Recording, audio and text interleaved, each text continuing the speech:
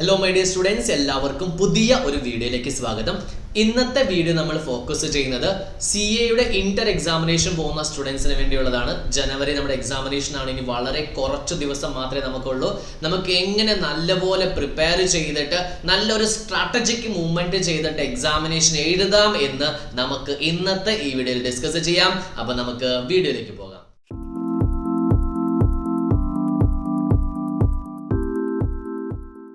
ജനുവരി 13 നടക്കുന്ന നമ്മളുടെ ഈ എക്സാമിനേഷൻ ലോ പേപ്പർ നമുക്കറിയാം. ഫൗണ്ടേഷൻ എഴുതിയവർക്കറിയാം വളരെ ഡിഫിക്കൽട്ടായിട്ട് വളരെ ബുദ്ധിമുട്ടിയിട്ടായിരിക്കും പലതും ഈ ഒരു CA ഇന്ററിലേക്ക് കടന്നിരിക്കുന്നത്. ചിലർ ഫസ്റ്റ് അറ്റംപ്റ്റ് വന്നവരുണ്ട്.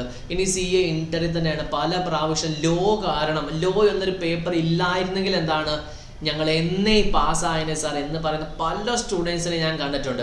അപ്പോൾ നമ്മളുടെ CA ഇന്റർ എന്ന് പറയുന്ന ഈ പേപ്പറിൽ ഏറ്റവും വലിയ എന്ന് പറയുകയാണെങ്കിൽ ഉറപ്പായിട്ടും അങ്ങനെ തന്നെ ആയിരിക്കും. പലർക്കും അല്ലായിരിക്കും, പക്ഷേ മെജോറിറ്റി അങ്ങനെ ആയതുകൊണ്ടാണ് നമ്മൾ ആ ഒരു വാക്ക് നമ്മൾ യൂസ് ചെയ്യുന്നത്. ഇനി ആർക്കെങ്കിലും അത് ബാധകമല്ലെങ്കിൽ നിങ്ങൾ ആ രീതിയിൽ തീർത്തുക. ഓക്കെ, അപ്പോൾ നമ്മുടെ CA ഇന്ററിന്റെ എക്സാമിനേഷന് നമുക്ക് 100 മാർക്സ് പേപ്പറാണ് അല്ലേ. അപ്പോൾ 100 മാർക്സ് പേപ്പറാണ്. അപ്പോൾ പല റിപ്പീറ്റേഴ്സിലും നമ്മൾ പല രീതിയിലുള്ള പ്രശ്നങ്ങൾ നമ്മൾ കണ്ടിട്ടുണ്ട്. ഫൗണ്ടേഷൻ ഇപ്പോൾ ഫൗണ്ടേഷൻ നമുക്കൊരു 40 മാർക്ക് കിട്ടി നമ്മൾ പാസ് ആയിട്ടുണ്ടെങ്കിൽ ശരിക്കും പറഞ്ഞാൽ നമ്മുടെ കോൺഫിഡൻസ് ലെവൽ ഭയങ്കരമായിരിക്കും. അത് 40 ജസ്റ്റ് പാസ്. അപ്പോൾ എനിക്ക് ഇതേപോലെ എഴുതുവാണെങ്കിൽ ഇന്റർ കിട്ടുമെന്ന് പറയും. നമുക്കറിയാം ഓരോ ലെവലും നമ്മൾ മുന്നോട്ട് പോകുന്നതനുസരിച്ച് നമ്മൾ എഴുതേണ്ട ആൻസർ എന്ന് പറയുന്നത് വളരെ പ്രിസൈസ് ആയിരിക്കണം. അതായത് നമ്മൾ എപ്പോഴും ഈ ഒരു പ്രൊഫഷണൽ CA എന്നൊരു പ്രൊഫഷണൽ ഉറപ്പായിട്ടും സെലക്ട് ചെയ്യുന്നത് ക്വാളിറ്റി നല്ലപോലെ ഉള്ളവരെ അറിയാം. നമുക്ക് ഫൗണ്ടേഷൻ നമ്മൾ സോർട്ട് ഔട്ട് ചെയ്യുന്ന രീതി നമുക്ക് മനസ്സിലാകും അല്ലേ. അപ്പൊ ഇന്റർ കുറച്ചും കൂടെ കട്ടി കൂടിയതുണ്ടാവും. പഠിക്കാൻ പ്രശ്നമില്ല, എഴുതാൻ പ്രശ്നമില്ല, ഒന്നുമില്ല. പക്ഷെ ആ പ്രസന്റ് ചെയ്യുന്നതിൽ വളരെ വളരെ ഇമ്പോർട്ടൻസ് കൊടുക്കണം. നമ്മളിപ്പോ ചാപ്റ്ററിൽ ഒന്നാമത്തെ ചാപ്റ്റർ രണ്ടാമത്തെ ചാപ്റ്റർ വളരെ സിമ്പിൾ ആണ്. നിങ്ങൾ ഓരോ ക്വസ്റ്റ്യൻ നോക്കുന്ന സമയത്ത് എന്നാ എളുപ്പമായിട്ടാണ് നിങ്ങൾക്ക് ക്വസ്റ്റ്യൻ കാണുന്നത് അല്ലേ. പക്ഷെ ഇവിടെ വളരെ കൃത്യമായിട്ട് നോട്ട് ചെയ്യുക. ഇവിടെ ആൻസർ ടു ദ പോയിന്റ് എന്ന് പറയുന്നത് വളരെ വളരെ പ്രിസൈസ് ആയിരിക്കണം. ഇപ്പൊ ഫൗണ്ടേഷൻ നമ്മൾ കണ്ടു തന്നെയാണ്, അങ്ങനെ തന്നെയാണ് എഴുതേണ്ടത്. അതിനേക്കാളും കുറച്ചും കൂടെ പ്രിസൈസ് നമ്മൾ എഴുതുകയാണെങ്കിൽ നമുക്ക് നല്ല മാർക്ക് സ്കോർ ചെയ്യാൻ പറ്റും. അപ്പോൾ നിങ്ങൾ ഫൗണ്ടേഷൻ വന്നവരാണെങ്കിൽ നല്ലപോലെ അറിയാം. ഇപ്പോൾ ഡിഗ്രി ചെയ്ത് ഡയറക്റ്റ് എൻട്രി ചെയ്യുന്നവരാണെങ്കിൽ കൃത്യമായിട്ട് അറിഞ്ഞിരിക്കുക. നമ്മൾ ഡിഗ്രി പോലെ ഒരുപാട് നമ്മൾ എഴുതിയോണ്ട് നമുക്ക് മാർക്ക് കിട്ടത്തില്ല.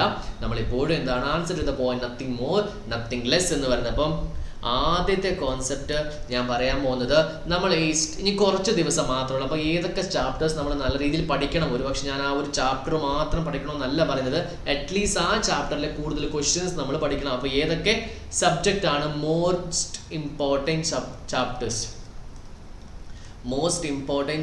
എന്ന് പറയും. ഇതൊക്കെ നമ്മൾ പാസ്റ്റ് ഇയേഴ്സിന്റെ ക്വസ്റ്റ്യൻ പേപ്പേഴ്സ് നമുക്ക് വെച്ചിട്ട് നമ്മൾ പറയുന്നതാണ് ഏതൊക്കെ ചാപ്റ്ററിന് കൂടുതൽ ക്വസ്റ്റ്യൻസ് ഒക്കെ വരാം എന്ന രീതിയിൽ. അപ്പോൾ നമ്മൾ നോക്കുന്ന സമയം നമുക്കറിയാം 3 മോഡ്യൂൾസ് ഉണ്ട്. ഈ 3 മോഡ്യൂൾസിൽ പ്രിലിമിനറി എന്ന് പറയുന്നത് നമ്മൾ ഫൗണ്ടേഷൻ ബേസ്ഡ് ആണ്. അപ്പോൾ നമ്മൾ ഇവിടെ നമ്മൾ ഒരുപാട് ഇമ്പോർട്ടൻസ് കൊടുക്കല്ലേ. നമുക്ക് കുറച്ചും കൂടെ ഈ രണ്ടാമത്തെ ചാപ്റ്ററിൽ നമുക്ക് കുറച്ചും കൂടെ നമ്മൾ പഠിച്ച സംഭവങ്ങൾ വരുന്നുണ്ട്. അപ്പോൾ അത് ഭയങ്കര ഇമ്പോർട്ടൻ്റ് ആണ്. 2, 3, 4 ഭയങ്കര ഇമ്പോർട്ടൻ്റ് ആയ സംഭവമാണ്. ചാപ്റ്റർ കുറച്ച് വലുത് തന്നെയാണ്. ഈ ചാർജസ് ഒക്കെ ഇമ്പോർട്ടൻ്റ് അല്ലെന്നല്ല നമ്മൾ പറയുന്നത്, നമ്മൾ കമ്പാരിറ്റീവ്ലി പറയുന്നതാണ്. അപ്പോൾ നമ്മൾ ഇതിനെ കുറച്ച് കൂടുതൽ ഇമ്പോർട്ടൻസ് കൊടുക്കുക. ഈ കൂടുതൽ ഇമ്പോർട്ടൻസ് കൊടുക്കുക എന്ന് പറയുമ്പോൾ നിങ്ങൾ ഇതുവരെയും ഈ ചാപ്റ്റേഴ്സ് ഒന്നും പഠിച്ചില്ലെങ്കിൽ ഇനി പഠിക്കാൻ പോകണ്ട. കാരണം നമുക്ക് വേറെ കുറേ സബ്ജക്റ്റ് നമുക്കുണ്ട് അല്ലേ. നമുക്ക് ഈ 6 പേപ്പേഴ്സ് ഒന്നരാടം ഇടവിട്ട് വരുന്നതുകൊണ്ട് നമുക്ക് ഒരുപാട് സമയമൊന്നും കിട്ടത്തില്ല. ഇനി നിങ്ങൾ ആദ്യമായിട്ട് ഇതൊന്നും പഠിക്കാൻ പോകരുത്. ഞാൻ പഠിച്ചവർക്ക് ഞാൻ കുറച്ച് നല്ലപോലെ ഇതൊക്കെ പഠിക്കണമെന്ന് പറയുന്നതാണ്. രണ്ടാമത്തെ മോഡ്യൂൾ നമ്പർ 2 നമുക്കറിയാം എല്ലാ ചാപ്റ്റേഴ്സിനും ഒരേ ഇമ്പോർട്ടൻസ് തന്നെയാണ് ഇവിടെ നമുക്കുള്ളത്. ഈ 4 ചാപ്റ്ററിന്റെ ഡിവിഡൻഡ് ഒക്കെ ഡിവിഡൻഡ് നമുക്കൊക്കെ ഇമ്പോർട്ടൻസ് കുറച്ച് കുറവായിരിക്കും. പ്രാക്ടിക്കൽ സൈഡിൽ നമുക്ക് ക്വസ്റ്റ്യൻസ് വരും. ഈ 7, 9, 10 എന്ന് പറയുന്നത് ഭയങ്കര ഇമ്പോർട്ടൻ്റ് ആയ ചാപ്റ്റേഴ്സ് ആണ്. അപ്പോൾ ഇതിൻ്റെ അകത്ത് LLP ഞാൻ ഒരുപാട് ഡെപ്ത് ആയിട്ട് പഠിക്കുന്നത് ഞാൻ പറയുന്നില്ല. നമ്മുടെ ഫൗണ്ടേഷൻ നമ്മൾ ഒന്നും പഠിക്കാതെ പോയത്. പക്ഷേ ഈ LLPയുടെ പ്രത്യേകത എന്ന് പറഞ്ഞിട്ടുണ്ടെങ്കിൽ ഒരുപാട് കുരുട്ടു ചോദ്യങ്ങൾ ചോദിക്കില്ല. അതാണ് LLPയുടെ പ്രത്യേകത എന്ന് പറയുന്നത്. വൈൻഡിങ് അപ്പിനെ കുറിച്ചും പിന്നെ ഇൻകോപ്പറേഷനെ കുറിച്ചും അങ്ങനത്തെ ചില പ്രൊസീജിയേഴ്സ് മാത്രമേ ഇവിടെ ചോദിക്കുകയുള്ളൂ. അതുകൊണ്ട് ക്വസ്റ്റ്യൻ വരികയാണെങ്കിൽ നമ്മൾ ഉദ്ദേശ സ്ഥലത്ത് വരികയാണെങ്കിൽ നമുക്ക് ഈസി ആയിട്ട് മാർക്ക് സ്കോർ ചെയ്യാൻ പറ്റുന്ന ഒരു സംഭവം തന്നെയാണ്. ഇനി മെജോറിറ്റി സ്റ്റുഡൻസിൻ്റെ ഏറ്റവും വലിയ പ്രശ്നം ഈ ചാപ്റ്റേഴ്സിനെല്ലാം അങ്ങോട്ട് ഒഴിവാക്കുക എന്നതാണ്. നിങ്ങൾ ഇവിടെ നോക്കി, ഈ ചാപ്റ്റേഴ്സിനെല്ലാം വെയിറ്റേജ് നോക്കിയേ. 12 ചാപ്റ്ററിനാണ് 70 മാർക്ക്. അതായത് 70 മാർക്കിന് 12 ചാപ്റ്റേഴ്സ്. ഇവിടെയോ 30 മാർക്കിന് 3 ചാപ്റ്റേഴ്സ്. ആവറേജ് 10 10 മാർക്ക് ഒരു ചാപ്റ്റേഴ്സിനുണ്ട്. സാറ് പറയുന്നതൊക്കെ ഭയങ്കര എളുപ്പമാണ്, പക്ഷേ ചാപ്റ്റർ 1 ജനറൽ ക്ലോസസ് ഇവിടെ നോക്കുകയും നിങ്ങൾക്ക് ബാക്കി എല്ലാ ചാപ്റ്റേഴ്സിൽ എന്തൊക്കെ ചോദിക്കുമെന്ന് പോലും അറിയാൻ പറ്റത്തില്ല. പക്ഷേ ഈ ചാപ്റ്റേഴ്സിൻ്റെ പ്രത്യേകത എന്ന് പറഞ്ഞാൽ ഈ ചാപ്റ്റേഴ്സിലേക്ക് എന്തൊക്കെ ചോദിക്കും എന്നുള്ളത് ആൾറെഡി അവർ എഴുതി വെച്ചിട്ടുണ്ട്.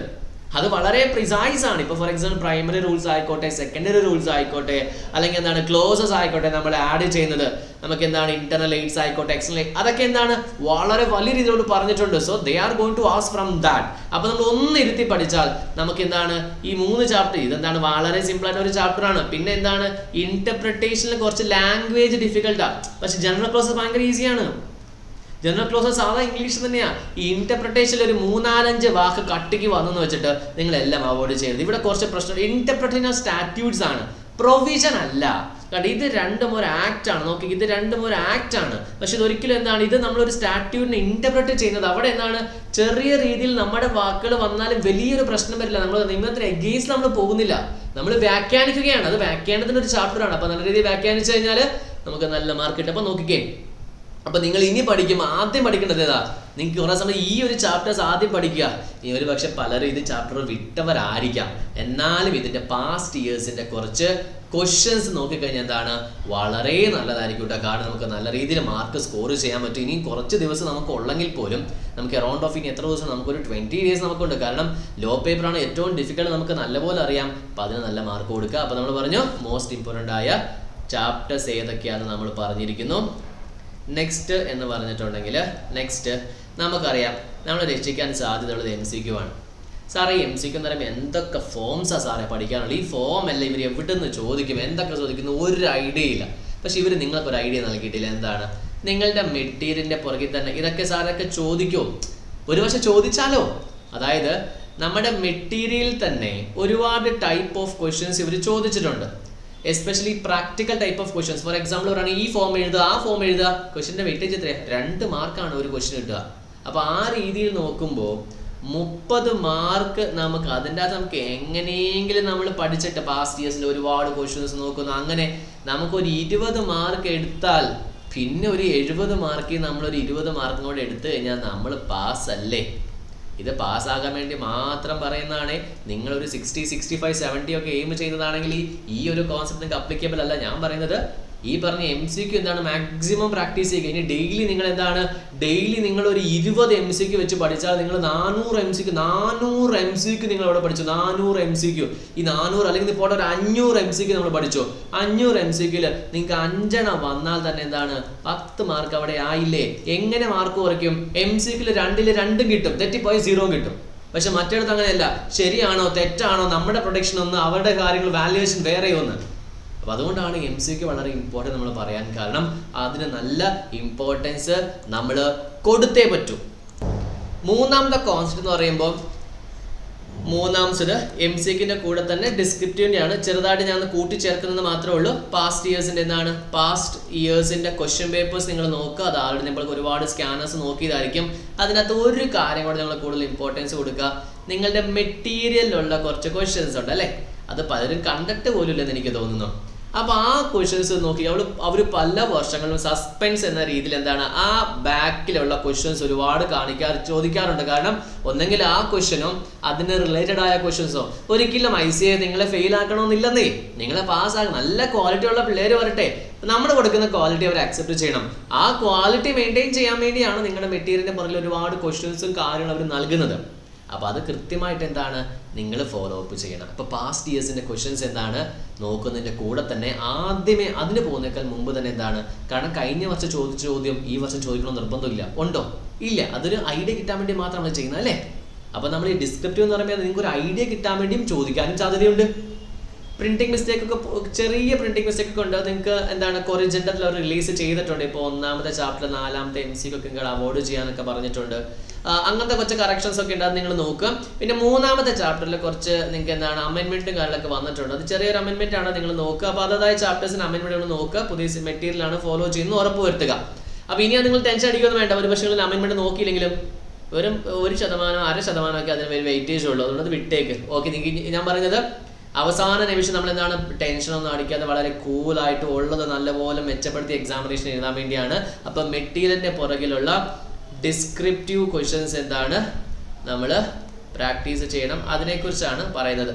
നാലാമത്തെ കോൺസെപ്റ്റ് എന്ന് പറയുമ്പോൾ നമ്മുടെ പ്രസന്റേഷൻ തന്നെയാണ്. ഇതുവരെ ഞാൻ പല സ്റ്റുഡൻസിനെയും കണ്ടിട്ടുണ്ട് പ്രസന്റേഷൻ വളരെ മോശമാണ്. അതായത് നമ്മൾ ഒരുപാട് എഴുതിയിട്ട് കാര്യമില്ലെന്നേ. ഇപ്പം നിങ്ങളുടെ മെറ്റീരിയൽ നോക്കിയാൽ മനസ്സിലാകും, ഫൗണ്ടേഷനിലുള്ളതിനേക്കാളും കൂടുതലായിട്ട് പല കാര്യങ്ങൾ അവർ ബോൾഡായിട്ട് നൽകിയിട്ടുണ്ട്, അല്ലെ? ബോൾഡായിട്ട്, അതായത് ഇപ്പോൾ ഫോർ എക്സാമ്പിൾ പറയുകയാണെങ്കിൽ ഫോം ആയിരിക്കാം, അല്ലെങ്കിൽ എന്താണ് ഒരു കൺസെപ്റ്റ് ആയിരിക്കാം, ഒരു പ്രൊവിഷൻ എന്താണ് അത്യാവശ്യം നല്ലപോലെ ബോൾഡ് ആക്കിയിട്ട് അവർ നൽകിയിട്ടുണ്ടാവും. ഫോർ ഇങ്ങനെ നൽകിയിട്ടുണ്ടാവും, അല്ലേ? നമ്മൾ എന്താണ് ചുമ്മാ അങ്ങനെ വായിച്ചു വിടും. അങ്ങനെയല്ല, അവർ പറയുന്നത് എന്താണ്, ബോൾഡായിട്ട് നൽകിയിട്ടുണ്ടെങ്കിൽ നമ്മൾ ആൻസർ എഴുതുന്ന സമയത്ത് ഇപ്പം നമ്മളിപ്പോൾ ബോൾഡായിട്ട് ഇങ്ങനെ നൽകിയിട്ടുണ്ടെങ്കിൽ എന്താ ചെയ്യേണ്ടത്? ഇപ്പം ബോൾഡായിട്ട് നൽകിയിട്ടുണ്ട്. ഇപ്പോൾ ഫോർ എക്സാമ്പിൾ പറയുകയാണെങ്കിൽ SH4 നല്ലപോലെ നൽകിയിട്ടുണ്ടാവും. അപ്പോൾ നമ്മൾ എന്ത് ചെയ്യണം? നമ്മൾ ആൻസർ എഴുതുമ്പോഴും അറ്റ്ലീസ്റ്റ് ഇതെങ്കിലും വരണം എന്നാണ് അവർ പറയുന്നത്. ഇപ്പം ഏതൊരു ടേം ആയിക്കോട്ടെ, ഇപ്പം നമുക്ക് എല്ലാം മനഃപ്പാഠം ചെയ്യാൻ പറ്റില്ല. ഫൗണ്ടേഷനിൽ ഒരു ബുക്ക് ഉണ്ടായിരുന്നുള്ളൂ സാർ, ഇവിടെ 3 ബുക്കാണ്. ശരിയാണ്. അപ്പോൾ നമ്മൾ എന്ത് ചെയ്യണം? നമ്മൾ അങ്ങനെ എല്ലാം പഠിക്കാൻ നമുക്ക് പറ്റാത്തത് കൊണ്ട് ഈ ഒരു സെൻറ്റൻസ് വായിക്കുമ്പോൾ അവിടെ ബോൾഡായിട്ട് എന്തെങ്കിലും നൽകിയിട്ടുണ്ടോ എന്ന് ഉറപ്പ് വരുത്തുക. എന്നിട്ട് അതെല്ലാം നിങ്ങളുടെ ആൻസറിൽ വരുത്താൻ വേണ്ടി ശ്രമിക്കുക. വന്നു എന്ന് ഉറപ്പായ അതിനെല്ലാം ഒരു അണ്ടർലൈൻ ഇട്ടാരെ. ഇപ്പോൾ വായിക്കുമ്പോൾ എന്താണ് അത് നമുക്ക് എടുത്ത് കാണും. കാരണം നമുക്ക് അതൊക്കെ നമുക്ക് പഠിക്കാൻ പറ്റത്തൊന്നുമില്ല. നമുക്ക് ഈ form 30 days ROC the power is given to regional director ഇങ്ങനെയൊക്കെ പറഞ്ഞ് ഒരുപാട് കാര്യങ്ങളുണ്ടാകും. അത് നല്ലപോലെ പ്രസൻറ്റേഷൻ ചെയ്യുക. അപ്പോൾ ഇതിൻ്റെ അകത്ത് ഇതിന് നമ്മൾ ഇമ്പോർട്ടൻസ് കൊടുത്തില്ലെങ്കിൽ ഇത് മാത്രം രക്ഷപ്പെടും, ബാക്കി ഇതിനൊന്നും എന്താണ് ഒരു രീതിയിലുള്ള വാല്യൂ ഉണ്ടാകില്ല. അപ്പോൾ അവസാനം അത് പറയാൻ കാരണം പ്രസൻറ്റേഷൻ എന്ന് പറഞ്ഞാൽ ഇമ്പോർട്ടൻ്റ് ആണ്. എന്താണ് സാറേ പ്രസൻറ്റേഷൻ? ഒരു ചോദ്യത്തിന് കറക്റ്റായിട്ട് ഉത്തരം എഴുതുക. That is called as presentation എന്ന് പറയുന്നത്. അപ്പോൾ നമ്മൾ കുറച്ച് കാര്യങ്ങൾ നമ്മൾ ഡിസ്കസ് ചെയ്തു. അപ്പോൾ നിങ്ങൾക്ക് കുറച്ച് ഐഡിയ ഒക്കെ കിട്ടിയെന്ന് ഞാൻ വിശ്വസിക്കുന്നു.